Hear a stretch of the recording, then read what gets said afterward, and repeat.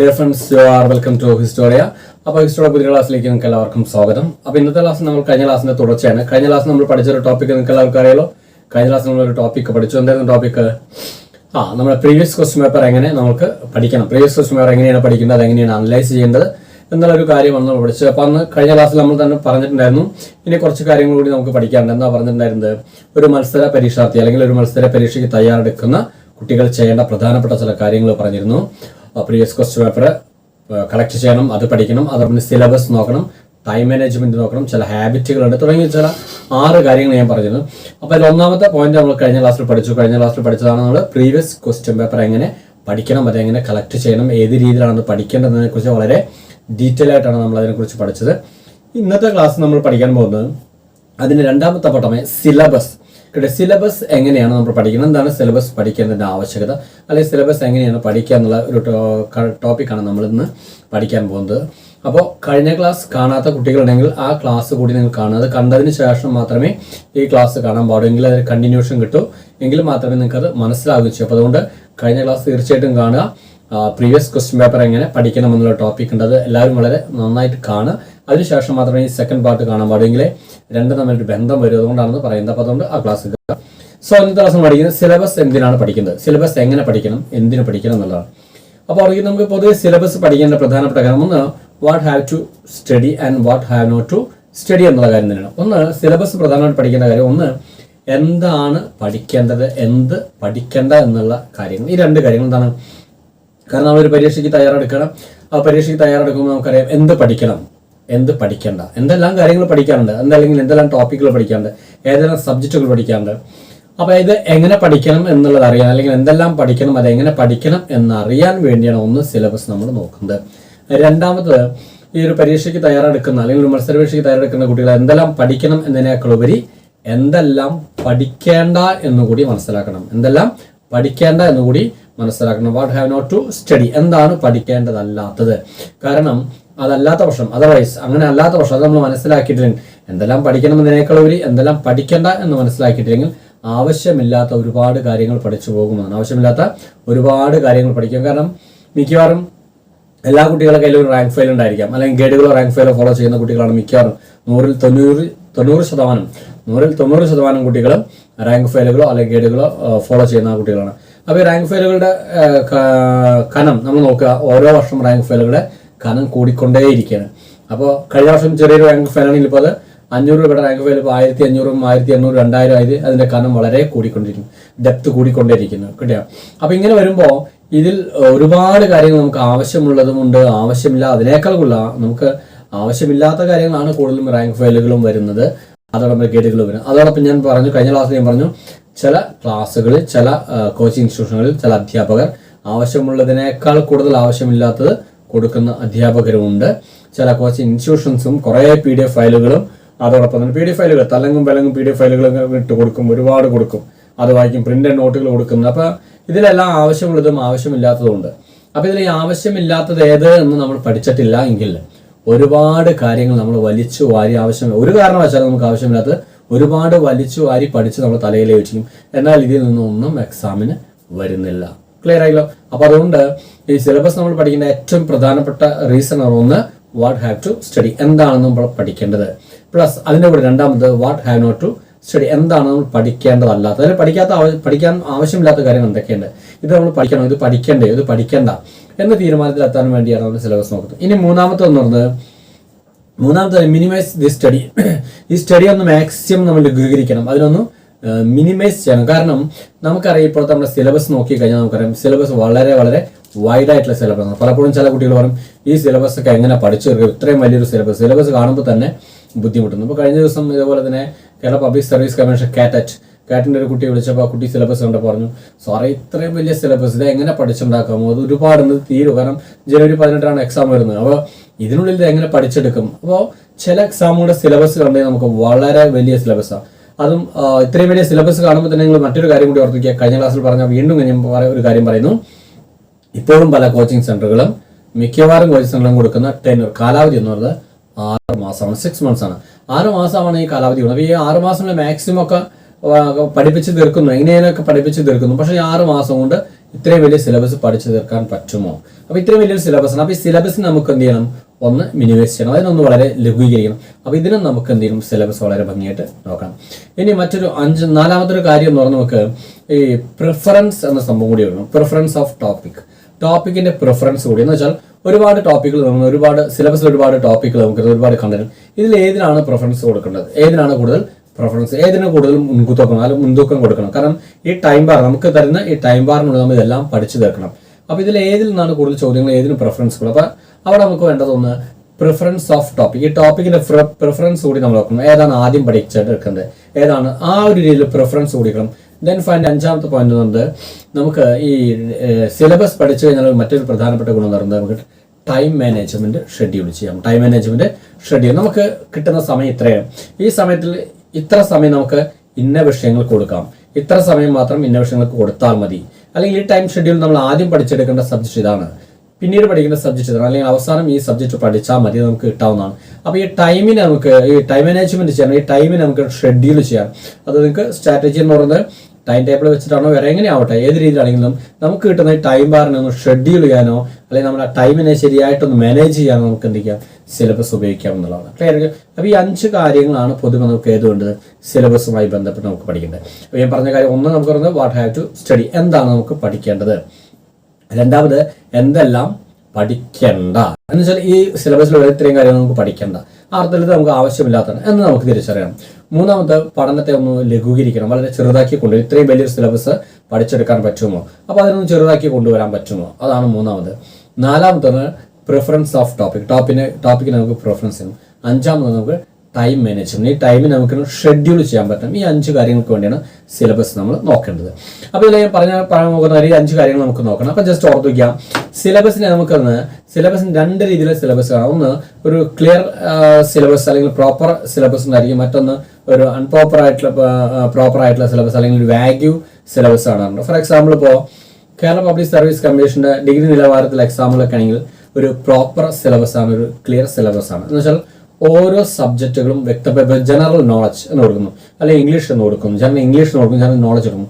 ഈ ജനറൽ നോളജിൽ ഓരോ സബ്ജക്റ്റുകളിൽ നിന്നും എത്രത്തോളം മാർക്ക് വരുന്നു വ്യക്തമായിട്ട് കൊടുക്കുന്നു. ഫോർ എക്സാമ്പിൾ ഹിസ്റ്ററിയിൽ നിന്ന് 10 മാർക്ക്, 10 മാർക്ക് കോൺസ്റ്റിറ്റ്യൂഷനിൽ വരുന്നു, 5 മാർക്ക് ജോഗ്രഫി. അങ്ങനെ ഓരോ സബ്ജക്റ്റിൽ നിന്നും എത്രത്തോളം ചോദ്യങ്ങൾ കറക്റ്റ് വളരെ ഭംഗിയായിട്ട് അത് ഷെഡ്യൂൾ ചെയ്ത് വെച്ചിട്ടുണ്ട്, അത് അങ്ങനെ ക്ലാസിഫൈ ചെയ്ത് വെച്ചിട്ടുണ്ട് ഏത് കേരള പബ്ലിക് സർവീസ് കമ്മീഷൻ ചില. അപ്പോൾ അതിന് നമുക്ക് പ്രോപ്പർ സിലബസ് എന്ന് പറയാം, അല്ലെങ്കിൽ ഒരു ക്ലിയർ സിലബസ് എന്ന് പറയാം. എന്ന് വെച്ചാൽ ഓരോ ഇംഗ്ലീഷ് ആയാലും മാത്സ് ആയാലും മലയാളമായാലും ഈ സയൻസ് ആൻഡ് ടെക്നോളജി ആണെങ്കിലും ഈ പറഞ്ഞ GK ആണെങ്കിലും അതിന് വ്യക്തമായിട്ട് അവർ നിർവചിച്ച് ഡിഫൈൻ ചെയ്ത് വെച്ചിട്ടുണ്ട്. ഹിസ്റ്ററി ഇത്ര, ജോഗ്രഫി ഇത്ര, അല്ലെങ്കിൽ ഇംഗ്ലീഷിൽ നിന്ന് വരുന്ന ഭാഗങ്ങൾ കണ്ടന്റുകൾ ഏതാണ്, ജോഗ്രഫിയിൽ വരുന്ന കണ്ടന്റാണ്, മോഡേൺ ഇന്ത്യയിൽ വരുന്ന കണ്ടന്റാണ്, അങ്ങനെ വളരെ വ്യക്തമായിട്ട് കൊടുക്കുന്ന ഒരു സിലബസിന് നമുക്ക് പ്രോപ്പർ സിലബസ് എന്നോ അല്ലെങ്കിൽ അതിനെ ക്ലിയർ സിലബസ് എന്നോ നമുക്ക് പറയാം.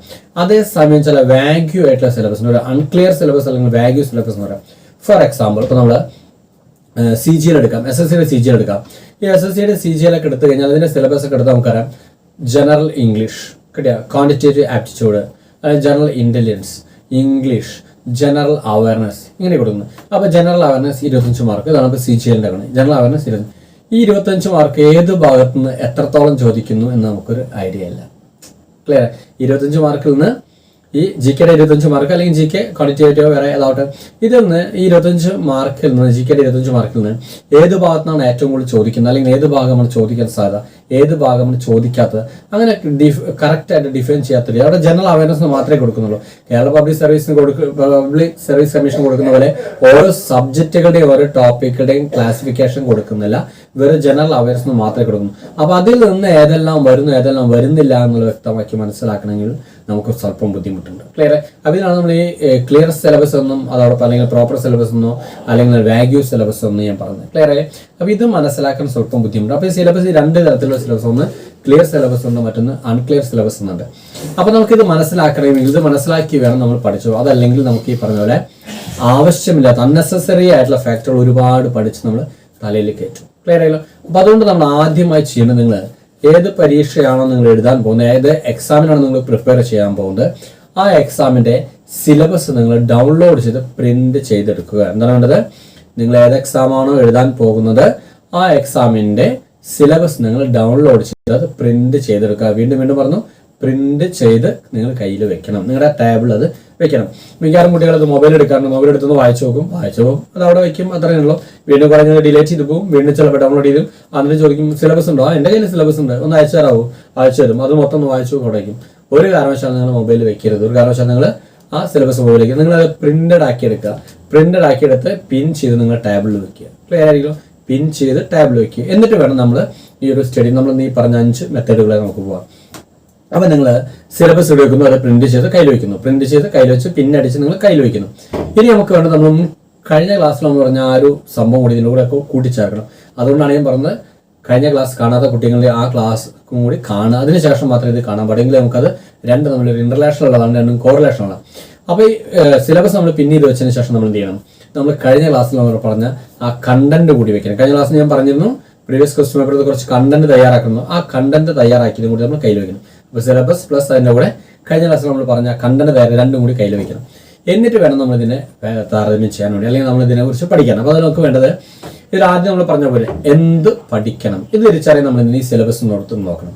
ഫോർ എക്സാമ്പിൾ, ഇപ്പോൾ നമ്മൾ മോഡേണിൻ്റെ എടുത്ത് നോക്കി. മോഡേൺ ഇന്ത്യ, ഈ മോഡേൺ ഇന്ത്യയിൽ സിലബസ് അവർ കൂടെ അഡ്വന്റ് ഓഫ് യൂറോപ്യൻസ് കൊടുക്കുന്നു, യൂറോപ്യന്മാർ ഇന്ത്യയിലേക്ക് വരുന്നത് കൊടുക്കുന്നു, നാട്ടുരാജ്യന്മാരുമായുള്ള ലഹകൾ കൊടുക്കുന്നു, ഇന്ത്യയിലെ ചില ട്രൈബൽ അഭ്യർത്ഥിയും കൊടുക്കുന്നു, സ്വാതന്ത്ര്യ സമരം കൊടുക്കുന്നു, നവോത്ഥാനം കൊടുക്കുന്നു, ഇങ്ങനെ കുറേ ടോപ്പിക്കുകളെല്ലാം കൊടുക്കുന്നത്.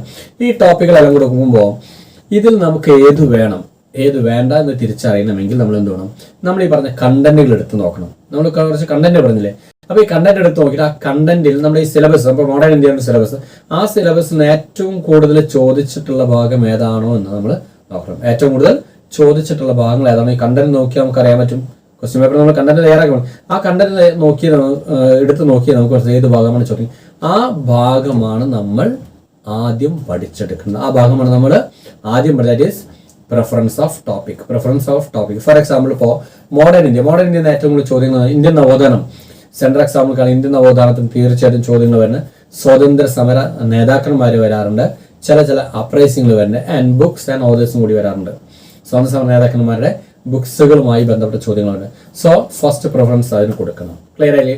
അപ്പോൾ അങ്ങനെയാണ് നമുക്കതിൽ ഈ ഭാഗം വേണം. എന്നാൽ അതേസമയം മറ്റു ചില സംഘടനകൾ, ഈ സ്വാതന്ത്ര്യ സമരവുമായി ബന്ധപ്പെട്ട് ഒരുപാട് പ്രീ കോൺഗ്രസ് ഓർഗനൈസേഷൻ സംഘടനകൾ വരുന്നുണ്ട്. അതുകൂടാതെ തന്നെ മറ്റു ചില സംഘടന, റവല്യൂഷണറി ഓർഗനൈസേഷൻ തന്നെ, ആ ഭാഗത്ത് നിന്ന് ചോദ്യങ്ങൾ ഈ അടുത്ത കാലത്തായിട്ട് കുറവാണ്. അപ്പോൾ നമുക്കത് എന്താണ്?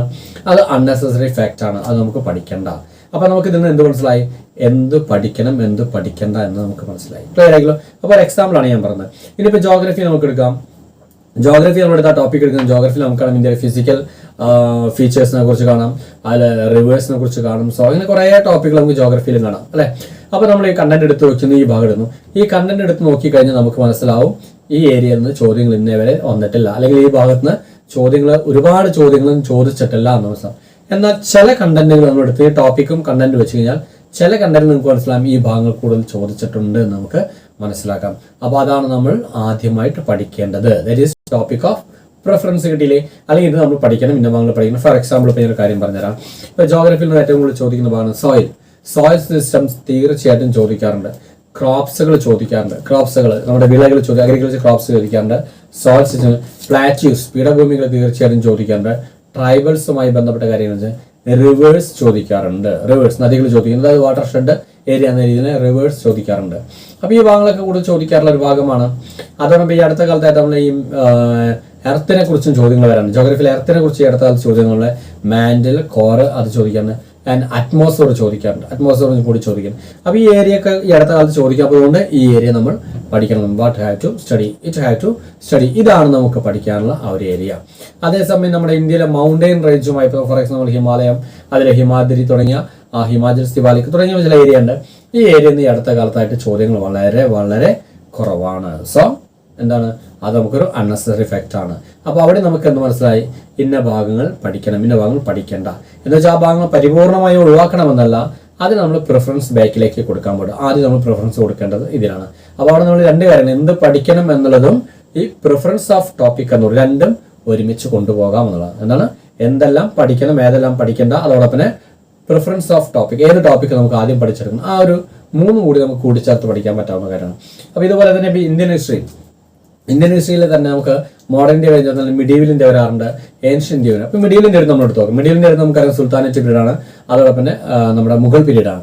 അപ്പോൾ സുൽത്താനേറ്റ് പീരീഡ് ഒക്കെ എടുത്ത് നോക്കുക. സുൽത്താനേറ്റ് പീരീഡ് ഒക്കെ എടുത്തു കഴിഞ്ഞാൽ നമുക്കറിയാം പ്രധാനമായിട്ടും മുഗൾ പീരീഡും സുൽത്താനേറ്റ് പീരീഡും കൂടുതൽ അവരുടെ അഡ്മിനിസ്ട്രേഷനുമായി ബന്ധപ്പെട്ട കാര്യങ്ങൾ ചോദിക്കുക. അതായത് അക്ബർ ആരായിരുന്നു, അല്ലെങ്കിൽ ഹുമയൂൺ ആരായിരുന്നു, ബാബർ ആരായിരുന്നു, അല്ലെങ്കിൽ അലാവുദ്ദീൻ ഖിൽജി ആരായിരുന്നു എന്നുള്ള രീതിയിലല്ല ചോദിക്കാറ്. അവർ എത്രാമത്തെ ഭരണാധികാരിയാണ്, അവരുടെ യഥാർത്ഥ പേരെന്ന് ഈ രീതിയിലല്ല ചോദ്യങ്ങൾ വരുന്നത്. ചോദ്യങ്ങൾ വരുന്നത് അവരുടെ അഡ്മിനിസ്ട്രേഷനുമായി ബന്ധപ്പെട്ട കാര്യങ്ങളാണ്. ഫോർ എക്സാമ്പിൾ, ഇലാഹി എന്ന നാണയം ഇറക്കിയത് ആരാണ്, അല്ലെങ്കിൽ ഷേർഷാ ഇറക്കിയ റുപ്പി എന്നത് ഏത് മെറ്റൽസ് ആയിരുന്നു, ആ രീതിയിലായിരിക്കും. അല്ലെങ്കിൽ എന്തെങ്കിലും കൺസ്ട്രക്ഷനുമായി ബന്ധപ്പെട്ട കാര്യങ്ങൾ.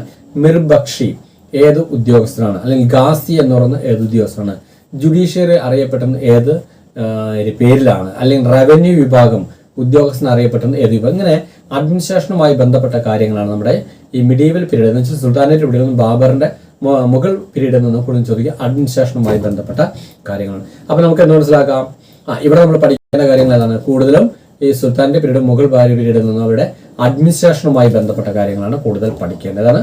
അഡ്മിനിസ്ട്രേഷനുമായി ബന്ധപ്പെട്ട കാര്യങ്ങളാണ് കൂടുതൽ പഠിക്കേണ്ടത്.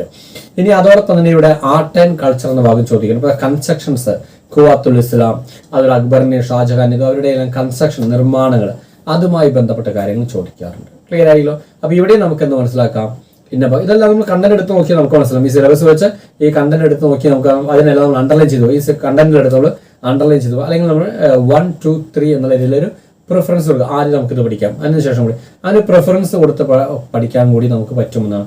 ഇനി ഏൻഷ്യൻ ഇന്ത്യയിൽ എടുത്ത് നോക്കാം. ഏൻഷ്യൻ ഇന്ത്യൻ നമ്മുടെ ടോപ്പിക്കിൽ കാണുമ്പോൾ സെൻട്രൽ എക്സാമിൽ ഏൻഷ്യൻ ഇന്ത്യ കാണാം. ഓർത്തിക്കുക, അവിടെ ഹാരപ്പ, മോഹൻജാദാർ തുടങ്ങിയ ഭാഗങ്ങൾ, വേദകാലഘട്ടം, ആഫ്റ്റർ വേദകാലഘട്ടം, ഇതൊക്കെ നമുക്ക് കാണാം. പക്ഷേ ഈ ഭാഗത്ത് ചോദ്യം ഉണ്ടാവാറുണ്ട്.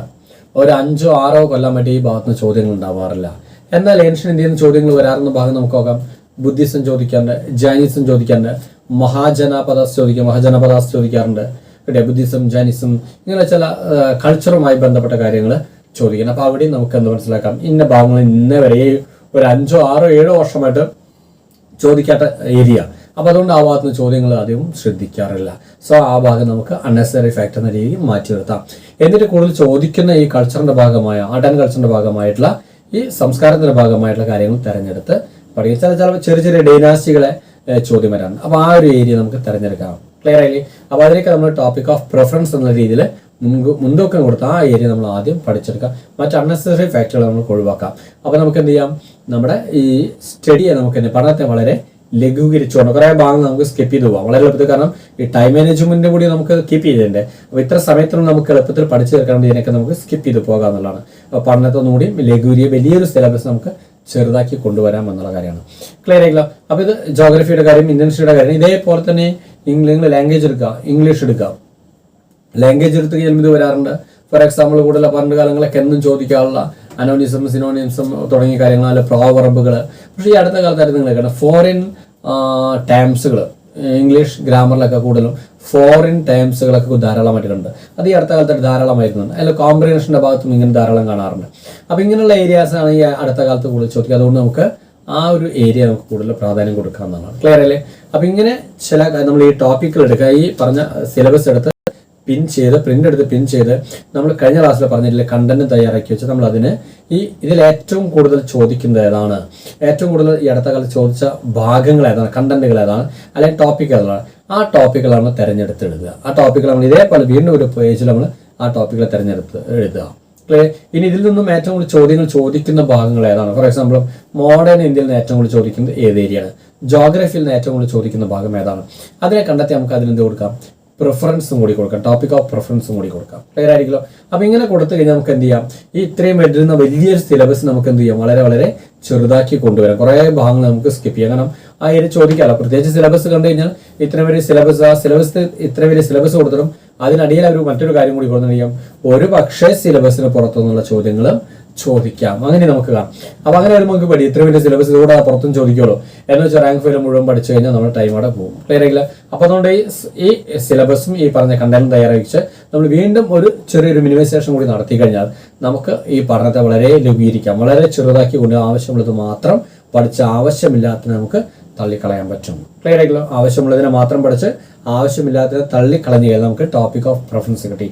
ഇനി ടോപ്പിക് ഓഫ് പ്രിഫറൻസ് കിട്ടി ആവശ്യമുള്ളതിനെ മാത്രം പഠിച്ചു ഈ പഠനത്തിന് മിനിമൈസ് ചെയ്ത് കഴിഞ്ഞാൽ നമുക്ക് അത് വെച്ച് നമ്മുടെ ടൈമിനെ നമുക്ക് ഷെഡ്യൂൾ ചെയ്യാം. എന്ത് ചെയ്യാം?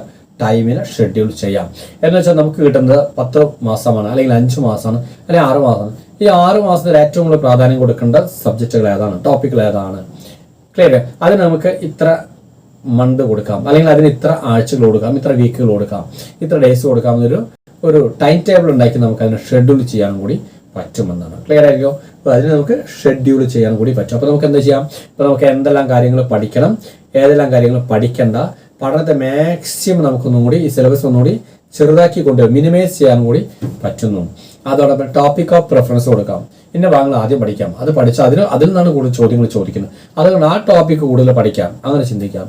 അതോടൊപ്പം നമുക്ക് ഇതെല്ലാം കൂടി ചേർത്ത് വെച്ച് നമുക്ക് ടൈമിനെ ഷെഡ്യൂൾ ചെയ്യാനും പറ്റും എന്നുള്ളതാണ് ഇതിൻ്റെ ഏറ്റവും പ്രധാന പ്രത്യേകത. പേര് അപ്പോൾ ഇതുകൊണ്ടാണ് ഞാൻ പറഞ്ഞത് സിലബസ് നിങ്ങൾ തീർച്ചയായിട്ടും പഠിക്കണം. അപ്പോൾ സിലബസ് പഠിക്കാൻ ഈ പറഞ്ഞ പോലെ നിങ്ങൾ ശ്രദ്ധിക്കുക, ഒരു കാരണവശാലും മൊബൈൽ ഫോണിൽ അത് വെക്കാതെ ആ മൊബൈൽ ഫോണിൽ ഡൗൺലോഡ് ചെയ്ത് അത് പ്രിന്റ് ഔട്ട് എടുത്ത് നിങ്ങൾ പിൻ ചെയ്ത് വെക്കണം. പിൻ ചെയ്ത് വെച്ച് നമ്മൾ ഈ തയ്യാറാക്കിയ കണ്ടന്റ് കൂടി ചേർത്ത്, രണ്ടും കൂടി ചേർത്ത് വേണം നമ്മൾ പഠിക്കണം. ക്ലിയർ ആയിക്കോ? അപ്പോൾ ഇങ്ങനെ ചെയ്ത് കഴിഞ്ഞാൽ നമുക്ക് ഈ പറഞ്ഞ കാര്യങ്ങൾ ഒന്ന് എന്ത് പഠിക്കണം എന്നുള്ള കാര്യം മനസ്സിലാക്കാം. രണ്ടാമത് എന്ത് പഠിക്കണ്ട എന്ന് മനസ്സിലാക്കാം. എന്ന് വെച്ചാൽ അൺനെസസറി ഫാക്ടർ നമുക്ക് തള്ളിക്കളയാം, സ്കിപ്പ് ചെയ്ത് പോവാം, വളരെ എളുപ്പത്തിൽ ഓടി പോകാൻ പറ്റും, സ്കിപ്പ് ചെയ്യാൻ പറ്റും. അപ്പോൾ എന്ത് പഠിക്കണമെന്ന് മനസ്സിലാക്കാം, എന്ത് പഠിക്കണ്ട എന്ന് മനസ്സിലാക്കാം. അതോടൊപ്പം തന്നെ പഠനത്തെ നമുക്ക് വളരെ ലഘൂകരിച്ചുകൊണ്ട് മിനിമൈസ് ചെയ്യാം. ഒരുപാട് ഏരിയ, അത്രയും വലിയൊരു സിലബസ് കണ്ടത് മുഴുവൻ പഠിച്ചെടുക്കണം വേണ്ട, ഇതിന് ആവശ്യമുള്ളത് മാത്രമുള്ളത്. അപ്പോൾ പഠനത്തെ ആ സിലബസ് നമുക്കൊന്നും കൂടി ചെറുതാക്കി മിനിമൈസ് ചെയ്യുന്നത് കൊണ്ടുവരാൻ പറ്റും. ദെൻ അതോടൊപ്പം ടോപ്പിക് ഓഫ് പ്രിഫറൻസ്, ഇന്ന ഏരിയയാണ് കൂടുതൽ സ്കോറിംഗ് സബ്ജക്ട്, സ്കോറിംഗ് ടോപ്പിക്കുകളാണ്. ഈ സബ്ജക്റ്റിൽ ഏറ്റവും കൂടുതൽ ഇപ്പോൾ ജോഗ്രഫി എന്നൊരു ഏരിയ, വലിയൊരു ഏരിയ തരുന്നു, ഇതൊരു സ്കോറിംഗ് ടോപ്പിക് എന്ന് പറയുന്ന ഈ ഏരിയയാണ്. ഈ ഏരിയയിൽ നിന്നാണ് കൂടുതൽ ചോദ്യങ്ങൾ, അപ്പോൾ അതൊരു സ്കോറിംഗ് ടോപ്പിക്കാണ്. മോഡേൺ ഇന്ത്യ എടുക്കുന്നു, ഇതിൽ ഒരുപാട് വലിയ സിലബസ് ഉണ്ട്, ഇതിൽ ഏറ്റവും കൂടുതൽ ചോദ്യങ്ങൾ ചോദിക്കുന്ന സ്കോറിംഗ് ടോപ്പിക്. അഥവാ സ്കോറിംഗ് ടോപ്പിക് പോലെ ശ്രദ്ധിക്കുക, എല്ലാവരും സ്കോറിംഗ് സബ്ജക്ട് എന്ന് പറയാറുണ്ട്. ആ സ്കോറിംഗ് സബ്ജക്ട് നമ്മൾ വീണ്ടും ഫിൽട്ടർ ചെയ്ത് കൊണ്ടുവരുന്നത് സ്കോറിംഗ് ടോപ്പിക്. ആ സ്കോറിംഗ് സബ്ജക്ട് നമ്മൾ വീണ്ടും സ്കോറിംഗ് ടോപ്പിക് ആക്കി മാറ്റുന്നത്. അപ്പോൾ ആ സ്കോറിംഗ് ടോപ്പിക് ആക്കി മാറ്റാം, ആ ടോപ്പിക്കിന് പ്രിഫറൻസ് കൊടുക്കാം. ദെൻ ഈ സ്കോറിംഗ് ടോപ്പിക്ക് നമ്മൾ കൊണ്ടുവന്ന് ഇതിനൊക്കെ നമുക്ക് എന്ത് ചെയ്യാം, വളരെ മിനിമൈസ് ചെയ്തതിന് നമുക്ക് തന്നെ നമ്മുടെ ടൈം ബാറിനുള്ളിൽ ഒതുക്കാം. നമുക്ക് കിട്ടുന്ന 6 മാസം അല്ലെങ്കിൽ 1 വർഷം, ആ വർഷത്തിനുള്ളിൽ ഇതിനുള്ളിൽ ഒതുക്കി നിർത്തിക്കൊണ്ട് പഠിക്കാൻ നമുക്ക് അങ്ങനെ നമ്മുടെ ടൈം ടേബിൾ സെറ്റ് ചെയ്യാനും ആ സ്ട്രാറ്റജിയും കൂടി നമുക്ക് ഉപയോഗിക്കാവുന്നതാണ്. ക്ലിയർ? അപ്പോൾ ഇതുകൊണ്ടാണ് ഞാൻ പറഞ്ഞ സിലബസ് പഠിക്കുക. അപ്പോൾ സിലബസ് തീർച്ചയായിട്ടും നിങ്ങൾ ഈ 5 കാര്യങ്ങൾ നമുക്ക് സിലബസ് കയ്യിൽ വെച്ചുകൊണ്ട് നമുക്ക് ചെയ്യാൻ പറ്റും. അപ്പോൾ അങ്ങനെയാണെങ്കിൽ നിങ്ങൾക്ക് ഈ പറയുന്ന ടൈം ബാറിനുള്ളിൽ ഇതെല്ലാം വളരെ സിമ്പിളായിട്ട് പഠിച്ചു തീർക്കാൻ പറ്റുമെന്നുള്ളൂ. അപ്പോൾ ഇന്ന് തന്നെ നിങ്ങൾ എന്ത് ചെയ്യുക, നിങ്ങൾ എഴുതാൻ പോകുന്ന എക്സാം ഏതാണോ ആ എക്സാമിൻ്റെ സിലബസ് ഡൗൺലോഡ് ചെയ്തെടുത്തത് പ്രിന്റ് ഔട്ട് എടുക്കണം. പ്രിന്റ് ഔട്ട് എടുത്ത് പിന്നെ ചെയ്ത് നിങ്ങൾ പഠിക്കുന്ന ടേബിൾ വെക്കുക. ആ ടേബിൾ വെച്ച് നമ്മൾ ഈ പറഞ്ഞ പഠിക്കാൻ തയ്യാറാക്കി വെച്ച ആ പ്രീവിയസ് ക്വസ്റ്റ്യൻ പേപ്പറിൽ നിന്ന് തയ്യാറാക്കി വെച്ച കണ്ടന്റുകൾ എടുക്കുക. കണ്ടന്റ് കൂടി ചേർത്ത് വെച്ച് നിങ്ങൾ ഒരുമിച്ച് പഠിച്ചു പോയി ഈ പറഞ്ഞ കാര്യങ്ങൾ നിങ്ങൾക്ക് ഒരുപാട് സമയം നിങ്ങൾക്ക് ലാഭിക്കാൻ പറ്റും. ഒരുപാട് സമയം ലാഭിക്കാം. അതോടൊപ്പം അൺനെസസറി ഫാക്ടറുകൾ നമുക്ക് ഒഴിവാക്കാം. ഏറ്റവും കൂടുതൽ സ്കോറിംഗ് ടോപ്പിക്കുകളെ നമുക്കുണ്ട്. ആ സ്കോറിംഗ് ടോപ്പിക്കുകളെ കണ്ടെത്തി അത് കൂടുതൽ പഠിച്ച് അതിൽ നിന്ന് കൂടുതൽ മാർക്ക് നമുക്ക് സ്കോർ ചെയ്യാൻ പറ്റും എന്നുള്ള പ്രത്യേകത. ഈ 3 പ്രധാനപ്പെട്ട കാര്യങ്ങളൊന്നും നമുക്ക് ടൈമിനെ ശരിക്കും ഷെഡ്യൂൾ ചെയ്യാൻ പറ്റും. ഒരുപാട് സമയം ലാഭിക്കാം. ഒരുപാട് അൺനെസസറി ഫാക്ടറുകൾ നമുക്ക് ഒഴിവാക്കാം എന്നുള്ളതാണ്. ഒരുപാട് അൺനെസസറി ഫാക്ടറുകൾ ഒഴിവാക്കാം. ഒരുപാട് ടൈം നമുക്ക് ലാഭിക്കാം എന്നതാണ് ഇതിൻ്റെ ഏറ്റവും പ്രധാന സ്കോറിംഗ് ടോപ്പിക്കുകളുണ്ട്. ആ സ്കോറിംഗ് ടോപ്പിക്കുകൾ മാത്രം പഠിച്ചാൽ അതിൽ നിന്ന് കൂടുതൽ മാർക്ക് സ്കോർ ചെയ്യാനും പറ്റും എന്നുള്ള പ്രത്യേകത. അപ്പോൾ അതുകൊണ്ടാണ് സിലബസ് തീർച്ചയായിട്ടും നിങ്ങൾ ഡൗൺലോഡ് ചെയ്തെടുക്കണം. ആ ഡൗൺലോഡ് ചെയ്തെടുത്ത് പ്രിന്റ് ഔട്ട് എടുത്ത് കയ്യിൽ വെച്ച് നിങ്ങൾ പഠിക്കണമെന്ന് പറഞ്ഞു. ക്ലിയർ ആയില്ലോ? അപ്പോൾ ഇന്നത്തെ ക്ലാസ്സിൽ നമ്മൾ പഠിച്ച കാര്യം ഇതാണ്, സിലബസ് നമുക്ക് എങ്ങനെ പഠിക്കാം. സിലബസ് നമ്മൾ ഡൗൺലോഡ് ചെയ്ത് അത് പഠിക്കുന്നതുകൊണ്ട്, അല്ലെങ്കിൽ അത് നമ്മൾ കയ്യിൽ വെച്ച് അത് വായിച്ച് പഠിക്കുന്നതുകൊണ്ട് നമുക്ക് അതുകൊണ്ടുള്ള ഗുണങ്ങൾ എന്താണെന്ന കാര്യം നമ്മൾ പഠിച്ചു. അപ്പോൾ ഇത്രയും കാര്യങ്ങൾ ഓർത്തിക്കും. ഇനി അടുത്ത ക്ലാസ് നമുക്ക് ടൈം മാനേജ്മെന്റിനെ കുറിച്ച് എങ്ങനെയാണ് ടൈം മാനേജ്മെന്റ്, എന്താണ് ടൈം മാനേജ്മെന്റ്, ഈ ടൈം മാനേജ് കൊണ്ട് നമുക്കുള്ള ഗുണങ്ങൾ എന്താണ്, അല്ലെങ്കിൽ നമുക്ക് പഠിക്കാനുള്ള ഈ സമയത്തിനുള്ളിൽ, ഈ ടൈമിനുള്ളിൽ ആ കിട്ടുന്ന സമയത്തെ നമുക്ക് എങ്ങനെ വിനിയോഗിക്കാമെന്ന്. കാരണം ശ്രദ്ധിക്കുക, ഓൾ ഓഫ് യു എല്ലാവർക്കും കിട്ടുന്നത് 24 hours ആണ്. ജോലി കിട്ടുന്നവർക്കും ജോലി കിട്ടാത്തവർക്കും നമുക്കും നിങ്ങൾക്കും എനിക്കും നമുക്ക് എല്ലാവർക്കും കിട്ടുന്നത് ഓൺലി 24 hours. അപ്പോൾ ഈ 24 മണിക്കൂർ നമുക്ക് എങ്ങനെ ഏറ്റവും വളരെ ഭംഗിയായിട്ട് നമുക്കതിനെ ഉപയോഗിക്കാൻ പറ്റും, അതാണ് ടൈം മാനേജ്മെന്റ്. അപ്പോൾ ടൈം മാനേജ്മെന്റ് എന്താണ് നമുക്ക് അടുത്ത ക്ലാസ്സിൽ പഠിക്കാം. അപ്പോൾ ഇതുമായി ബന്ധപ്പെട്ട് ഇനി എന്തെങ്കിലും ഡൗട്ടുകൾ ഉണ്ടെങ്കിൽ നിങ്ങൾ തീർച്ചയായിട്ടും കമൻറ്റ് ചെയ്യുക, അല്ലെങ്കിൽ 9846298093 നമ്പർ കമൻറ്റ് ചെയ്യുക. അടുത്ത ക്ലാസ്സിൽ വീണ്ടും കണ്ടുമുട്ടാം. Time management. Okay fine.